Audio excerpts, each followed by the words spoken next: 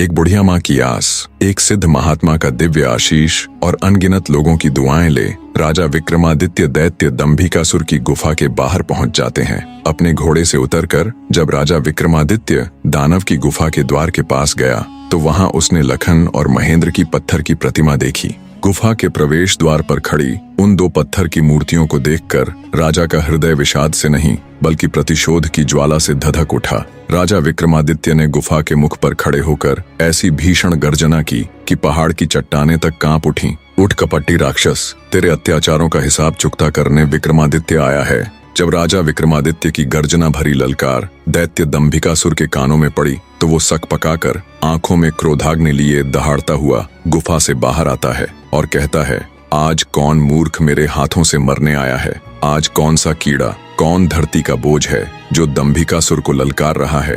दैत्य दंभिकासुर को देख क्रोधित राजा विक्रमादित्य बोला, ओह, तो तू है वो मक्कारी दानव जो देवताओं के वरदान की आड़ में छिपकर लोगों को पत्थर का बनाने के लिए छल कपट से अपने ऊपर आक्रमण करने के लिए उन्हें उकसाता है। दुष्ट राक्षस, क्या मिला तुझे ऐसा करके? पर अब और नहीं, तेरे पाप का घड़ा भर चुका है, तेरा अंत अब ज्यादा दूर नहीं। राजा विक्रमादित्य की आत्मविश्वास भरी बातें सुन दंभिकासुर थोड़ा सक पकाया। राजा विक्रमादित्य बोले, पूछ पापी राक्षस, कौन से हैं तेरे वो 7 सवाल? मैं जवाब देने के लिए तैयार हूँ। राजा विक्रमादित्य की बात सुन दैत्य दंभिकासुर बोला, ओ, तो अब तू मेरे सवालों का जवाब देगा कीड़े?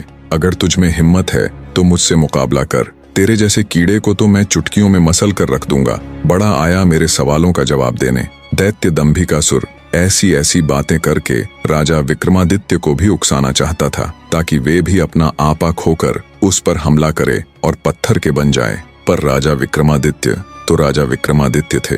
दैत्य की बात सुन राजा विक्रमादित्य बोले, सुन अहंकारी राक्षस, मैं तेरे उकसावे में आकर तुझ पर आक्रमण करने वालों में से नहीं हूँ। मेरा वक्त जाया मत कर और जल्दी से अपने वो सवाल पूछना शुरू कर। ये माया मुझे भी बहुत आती है। इतना कह राजा विक्रमादित्य अपने 4 वीरों को बुलाकर उन्हें बड़े आकार में आने के लिए कहते हैं। विक्रमादित्य के आदेश देते ही पलक झपकते ही उनके 4 वीर प्रकट हो गए और देखते ही देखते अपने विशाल आकार में आ गए।